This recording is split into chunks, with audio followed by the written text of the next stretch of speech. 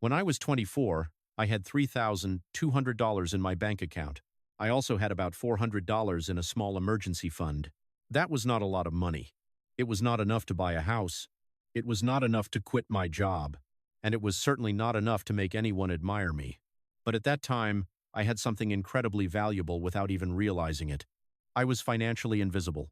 Nobody knew how much money I had. Nobody cared how much I earned every month. Nobody expected me to pay for dinner. Nobody thought of me first whenever they needed to borrow money. And that financial invisibility gave me an enormous sense of freedom. When people believe you do not have much money, turning down an expense is easy. You can say, "This month is a little tight for me," and people understand. You can decline a vacation. You can order the cheapest item on the menu. You can say you cannot afford to participate. Nobody interrogates you. Nobody stays disappointed for long. Nobody builds an image of you as the person who can solve every problem with money. When you do not have money, you often believe you lack freedom. But you still possess another kind of freedom. The freedom from other people's expectations. I only understood the value of that freedom after I lost it. Everything began with a trip to Tulum. One of my friends found a beautiful Airbnb. It was close to the beach, had a large balcony, several bedrooms, and enough space for the entire group. The only problem was that we had to reserve it that day. The deposit was $800. The group chat had been full of excitement. Then, suddenly, everyone became quiet. One person said they were waiting for payday. Another said their credit card was almost maxed out. Someone else said they could send the money later, but could not cover it at that moment. I looked at my bank balance. I could afford it. So I typed, "I'll cover the deposit." That was all. It was not a boast. I did not send a screenshot of my bank account. I did not post anything online to make myself look more successful than everyone else. I simply completed a transaction. But that transaction revealed far more than I realized. It told the group that I had available cash. It told them that I could spend $800 without hesitating for very long. It told them that when an urgent financial problem appeared, I was capable of solving it. And from that moment, the way people saw me began to change. Very slightly, very slowly, almost invisibly. But it changed. I was no longer just another member of the group. I became the person who could afford things. That was my first financial leak. Not through words, through behavior. Many people believe others only know they are wealthy when they talk about their salary, car, or house. That is wrong. People watch the way you react to money. Do you hesitate before paying? Do you frequently cover deposits? Do you always choose the more expensive option? Do you handle unexpected costs without showing concern? You may never reveal your bank balance, but your financial behavior tells the story for you. And once people remember that story, it becomes extremely difficult to erase. When I was 25, my savings reached $11,400. At 27, I had $24,800. By the time I was 28, I had saved approximately $61,000. My income increased. My savings increased. I began to feel more stable. Unexpected bills no longer frightened me as much. I could travel. I could eat at better restaurants. I could help family members when they faced financial problems. That should have felt comforting. But as my money grew, something else grew alongside it. The expectations of the people around me. Expectations do not arrive through a formal agreement. Nobody sits you down and says, "Since you make more money now, you must pay for more things." Nobody says it that directly. Expectations are created through jokes, through glances, through pauses, through the way people wait for you to respond whenever money becomes part of the conversation. At Devon's birthday dinner, someone casually mentioned that I had recently received a raise. At first, everyone congratulated me. Then the jokes began. "You're rich now. Stop pretending you're broke. I guess the next bottle is on you." Everyone laughed. I laughed too. Then the waiter asked whether we wanted to order another bottle of wine. The entire table went silent for a few seconds. Nobody stared directly at me, but I could feel what everyone was thinking. I had just received a raise. They had just called me the richest person at the table. If I said no, I would look cheap. If I refused, I would destroy the image everyone had just created. So, because I wanted to avoid that uncomfortable moment, I said, "Go ahead, I'll pay for it." The bottle arrived. Everyone was happy. The party continued. From the outside, nothing significant had happened. But for me, something had changed. I did not buy the wine because I wanted it. I bought it because I did not want to be judged. I spent money to protect the image of myself that existed in other people's minds. This is a trap many people fall into. Once you begin earning more money, you do not only use money to buy products, you begin using money to purchase approval, to purchase respect, to purchase comfort inside a social group, to purchase protection from being called selfish or cheap, to maintain an image you accidentally created. This is one of the most foolish ways to spend money. At least a physical product may still provide value, but money spent only to protect your image usually leaves you with nothing. Accept a new expectation. Eventually, those expectations appeared inside my family as well. One day my mother called me. She told me that her car had broken down. The repair bill was $1,800. She did not say, "Can you pay for it?" She did not directly ask me to send her money. She simply told me about the bill. Then there was a pause. A very short pause. But I understood what she was not saying. I transferred the money. I love my mother. I do not regret helping her. The problem was not the $1,800. The problem was that I began to understand how expectations actually work. People do not always need to ask you directly. If they know you have the ability to help, sometimes all they need to do is tell you about a problem. Your sense of responsibility completes the request for them. A friend may say, "This month has been difficult." A relative may say, "My laptop is broken, but I probably won't be able to replace it for a long time." Someone in your travel group may say, "The better room would be amazing, but it is too expensive." Nobody asks you to pay, but the problem is placed directly in front of you, and because you are considered the capable one, you begin to feel that you should do something. This is where generosity and pressure begin to mix together. You no longer know whether you are helping because you genuinely want to help, or because you are afraid of feeling guilty if you do not. You do not know whether the decision comes from love or from the successful image you are trying to maintain. I started looking back at my behavior over the previous years. I frequently paid deposits. I often covered unexpected costs. I usually agreed to more expensive options. I helped family members immediately whenever something went wrong. I rarely said no. Every time I behaved this way, I sent another signal. I was building a financial map inside other people's minds. That map said, "I can pay. I usually will pay.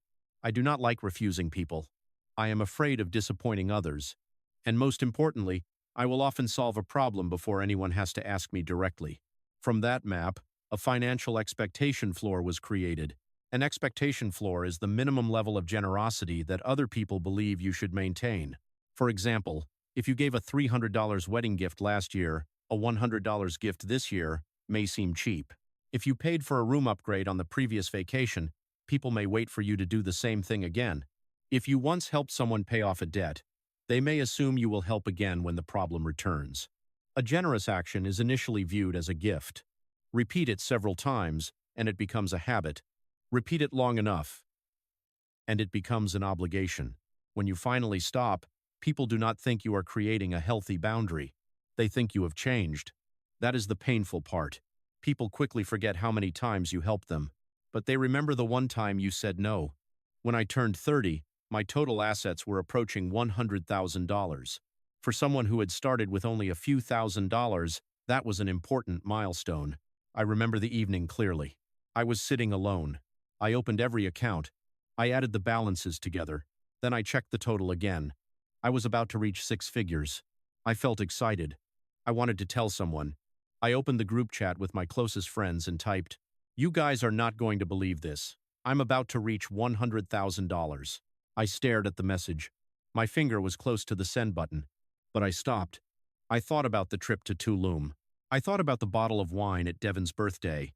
I thought about all the times people had waited for me to cover the difference. I thought about my mother's car repair bill. I thought about all the expectations that had developed from much smaller pieces of information.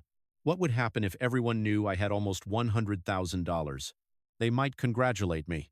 They might be proud of me. But after a few days, that number would continue living inside their minds. From that point forward, every time I said, "I cannot afford that," they would no longer believe me. Every time I declined a trip, they would think I was being cheap. Whenever someone needed help, they would remember that I had $100,000. I deleted the message. I did not send it. It was a small decision, but it changed the way I managed money for the rest of my life. I realized that not every achievement needs an audience. Some numbers make you stronger when nobody else knows about them. Some victories give you more freedom when they remain private. I opened a separate high-yield savings account. That account was completely isolated from everything else. I created automatic monthly transfers. I did not tell my friends. I did not tell my coworkers. I did not tell my family. In my mind, that money did not exist for spending. It existed only to purchase future freedom. This was not about hiding money because I was selfish. It was about protecting money from expectations that had not yet been created. But even though I became quieter, the old expectations did not immediately disappear. You cannot instantly erase a role you have spent years creating. On another group vacation, we found an Airbnb with a swimming pool. It was more beautiful. It was larger. But it was also more expensive. Everyone discussed the options. Some people wanted the cheaper house. Others preferred the house with the pool but did not want to pay the extra cost. Once again, I said, let's book the one with the pool. I'll cover the difference. At a wedding, our group collected money for a shared gift. When the final amount was still short, I paid the rest. At a dinner, several people said they had too many bills that month. I covered a larger portion of the check. Individually, none of these expenses looked serious. A few dollars, $100, sometimes several hundred. I kept telling myself, it is not worth creating tension. It is not that much money. I can afford it. But when I finally calculated everything, the result shocked me. I was spending an average of approximately $490 every month. That was the hidden tax I paid to maintain my own image. No government collected this tax. There was no invoice. There was no due date. It was collected every time I was too uncomfortable to say no. Every time I was afraid of being judged. Every time I spent money simply to keep everyone happy. $490 per month equals $5,880 per year. But that was only the visible cost. The true cost was much larger. If $490 had been invested every month for 20 years at a reasonable long-term return, it could have grown to approximately $255,000. That meant my people-pleasing was not only costing me a few $100s, it was costing me hundreds of thousands of dollars in the future. That is the power of compound growth. And it is also why many people earn good money but never become truly wealthy. They believe small expenses do not matter. But every small expense that repeats itself becomes a system. One dinner will not make you poor. One vacation will not make you poor. One expensive gift will not make you poor. But a lifelong inability to say no can make you poor. Many people do not go broke because of one catastrophic decision. They slowly bleed money through hundreds of small decisions. Every decision appears reasonable. Every expense seems too small to matter. But together, they take away years of financial freedom. Some people are cowards when it comes to money. They are more afraid of being called cheap than they are of reaching retirement without enough savings. They are more afraid of disappointing friends than they are of losing their own financial security. They are willing to impress a table of people for 2 hours, then quietly pay the price for the next 20 years. That is not generosity. That is a lack of courage. Generosity is when you have the strength to say no, but freely choose to say yes. People-pleasing is when you want to say no, but you are too afraid to do it. From the outside, both actions may look identical, but one comes from strength. The other comes from fear. When I was 33, I received a job offer from a startup. I liked the product. I believed in the founder. I saw enormous potential in the company. In addition to my salary, I would receive equity. If the company succeeded, that equity could change my life. But there was one major problem. The salary was $71,000 lower than what I was currently earning. That was an enormous reduction. From the outside, it looked like a step backward. When I told people I was considering the opportunity, their responses were almost identical. Why would you accept a lower salary? Your current job is already excellent. Why would you move backward when your career is going so well? That was when I understood something new. People do not only create expectations about how much money you have, they also create expectations about your trajectory. If you received a raise this year, they believe you should receive another raise next year. If you were promoted once, your next position must be even higher. If you bought a large house, your next house cannot be smaller. If you drive an expensive car, people become confused when you switch to an ordinary one. Society likes to imagine life as a chart that is only allowed to move upward. Income must increase. Job titles must improve. Houses must become larger. Vacations must become more luxurious. But real life does not move in a straight line. Sometimes, to move farther forward, you must step backward. Sometimes, to gain freedom, you must surrender part of your income. Sometimes, the best long-term decision looks like failure in the short term. I told my mother about the opportunity. She was slightly disappointed. Not because she did not want me to be happy. She simply saw one obvious fact. Her child was about to earn $71,000 less every year. To her, it looked dangerous. To other people, it looked like a step backward. But they did not know about my private account. They did not know how much I had accumulated. They did not know I could survive for years without my previous salary. They did not know I had quietly purchased the ability to choose. And because they did not know, their opinions had less power over my decision.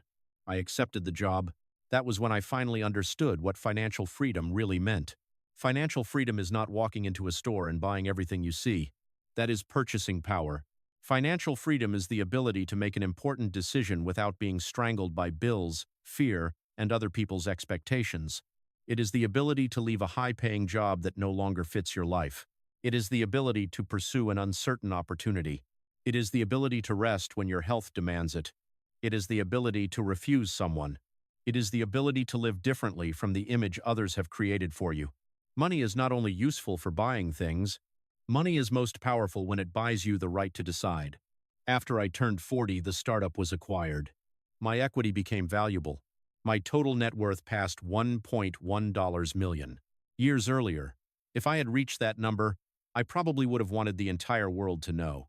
I might have thought about buying a new car, a larger house, an expensive vacation, a mysterious social media post, something like, all the hard work finally paid off. But when the number actually appeared, I did nothing. I closed my computer, I made a cup of coffee, and the day continued like any other day. Not because $1.1 million was unimportant, but because I no longer needed anyone else to confirm its value. The money had fulfilled its real purpose. It gave me security, choice, time, peace. I did not need to transform it into a performance. Several months later, I met my old group of friends. We talked about work, family, children, people who had moved away, plans that had never been completed. One person asked, "How are your finances these days?" I answered, "I'm doing fine." That was all. I did not reveal my net worth. I did not explain how much the equity had been worth. I did not say that I had crossed $1 million, because people do not need to know everything in order to care about me.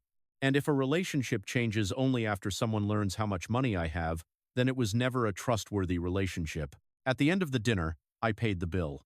But this time, the feeling was completely different. I did not pay because I was afraid of looking cheap. I did not pay because I wanted to protect an image. I did not pay because of an uncomfortable silence. I paid because I genuinely wanted to treat everyone. That was generosity. Not obligation. The difference between the two is the freedom to choose. Wealth changes the choices available to you, but allowing other people to know you are wealthy changes the obligations they believe you should carry. These are two completely different things. Having money can make you more free. Displaying money can make you more trapped. When people do not know how much you have, every act of support is considered a gift. When they know you have a great deal, your support begins to feel automatic. Money compounds, but other people's expectations also compound. The first time you pay, they are surprised. The second time, they are grateful.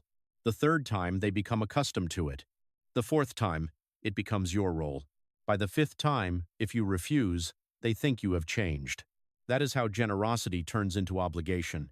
It is not always because other people are terrible. Human beings quickly adapt to repeated benefits.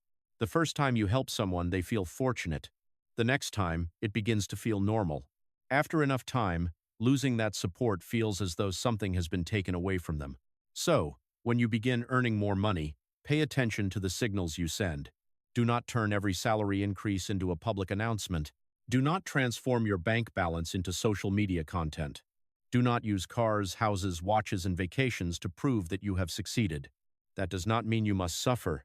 It does not mean you should pretend to be poor. You can still enjoy your success. You can still buy things you genuinely want. You can still support your family. You can still be generous with your friends. But you should do those things because you choose to, not because you are performing a role that everyone else expects you to play. Do not give other people an overly detailed map of your finances, because when they know exactly how much you have, they begin developing opinions about how you should spend it. One person believes you should help your family more. Another believes you should pay for the entire group. Someone else believes you have no right to refuse a loan. Eventually, the money still belongs to you, but everyone else has created a plan for it inside their own minds. That is one of the hidden costs of wealth. Some people will ask, if you have money but do not help everyone, does that make you selfish? That question distorts the real issue. Keeping your financial position private does not mean refusing to help people. It simply allows you to keep control over the decision. You can help your mother repair her car. You can support a friend through a genuine emergency. You can pay for dinner. You can give someone a valuable gift.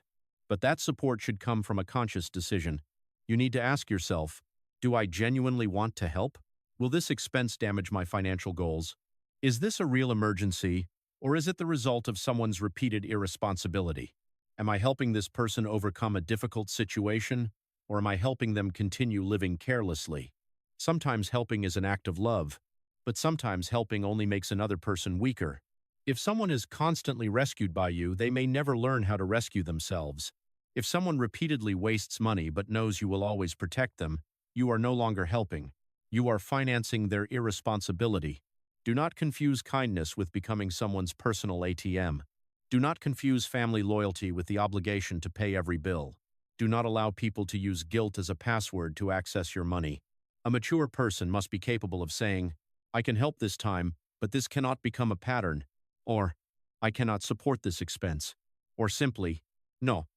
You do not need to present your complete financial report to justify that decision. Your money, your boundaries, your decision. When you have no money, you want people to know you are working hard. When you begin earning money, you want people to know you have succeeded. But when you truly understand money, you no longer feel the need to prove anything. You realize that the greatest value of money is not making other people admire you.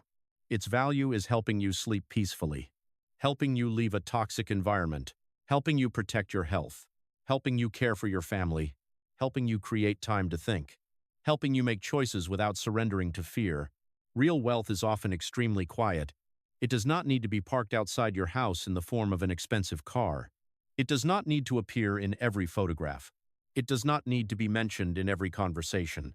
Sometimes, wealth is simply a private account nobody knows about, an investment quietly growing over time, a decision you can make without asking anyone's permission, a refusal you can make without fear, a dinner you choose to pay for because you care about the people at the table, not because they expect you to pay. That is financial freedom. So, when you become wealthy, keep it a secret. You do not need to pretend to be poor. You do not need to lie. You do not need to isolate yourself. You simply need to stop performing. Stop using money to purchase approval. Stop giving everyone permission to comment on your finances. Stop living as though you must prove that you deserve your success. Money kept private protects your ability to choose. Money displayed too early often attracts expectations, pressure, and obligations that never stop growing. Earn money quietly. Invest quietly. Build freedom quietly. And when you help someone, help because you choose to, not because they have decided that your money belongs to them.